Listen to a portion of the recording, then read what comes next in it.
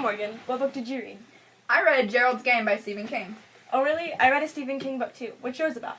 Well, in Gerald's Game, Gerald and Jessie are a couple who go to their summer house for a romantic weekend together.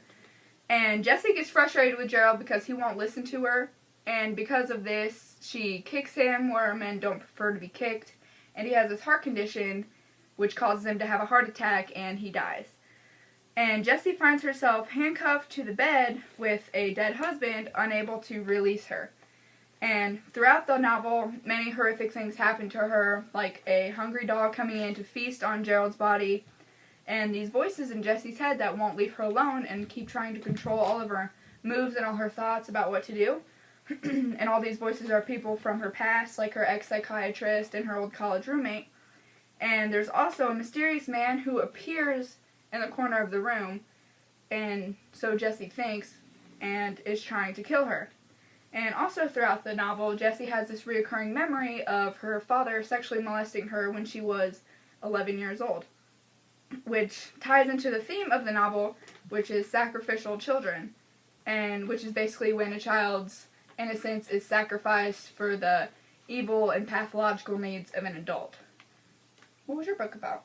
I read The Green Mile, and it's about a man who was falsely accused of the rape and murder of 2 little girls. John Coffey is a 6'8" muscular African-American man, and given his race and size, he didn't really stand a chance in his trial.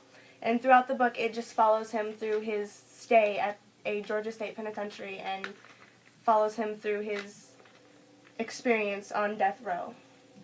Wow. So let's talk about Stephen King. I wonder why he wrote all these horrific novels. Well, I looked something up, and it said that he had a lot of really odd fears. Like, he had fears of others, which was paranoia. He had a fear of death, insects, closed-in places, rats, snakes, deformities, squishy things, and the dark. That's really weird. It is. Well, Stephen King was born in Portland, Maine, and graduated from the University of Maine, and worked really odd jobs while he was trying to establish his writing career. His first horror novel, Carrie, was made into a very popular movie and sold more than 350 million copies worldwide. And he's made several novels into movies, and he wrote novels really fast during the 90s and the 80s, publishing several a year. And another popular one made into a movie was Shawshank Redemption. Some people who influenced his writing were Ray Bradbury and Richard Matheson. Didn't you read a Richard Matheson book? Yes, I did, Taylor. What did you read? I read I Am Legend by Richard Matheson. And in I Am Legend, Robert Neville is the sole survivor of a devastating plague that ravaged the world. In his desperate attempts to stay alive, he must battle dust storms, vampiric zombies, and the ultimate challenge, his own personal demons. In the struggle to stay alive and staying of sound mind, he knows only one thing. He is the last of the human race, and it's either them or him. Intense. Sounds really interesting. Tell us about your author. Richard Matheson started out in New Jersey, and later he was raised in Brooklyn. Multiple editions of his books have been put into film, which has also led him to be a successful screenwriter.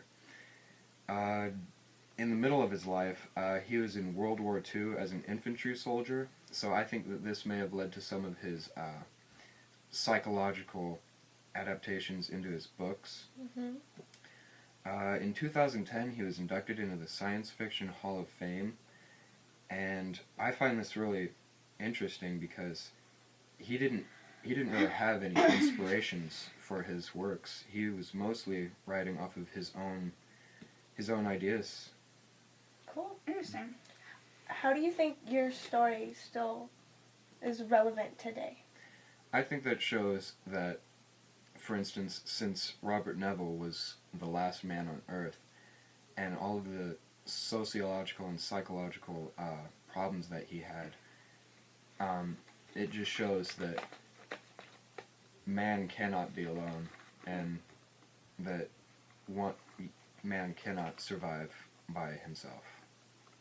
Morgan, how do you think yours relates to today? Well, there's still children out there who get molested or have things happen to them from family members, and they have to live with it the rest of their lives. And this book basically states how people can handle that and what can happen when such a tragic thing happens to you. How is yours relevant?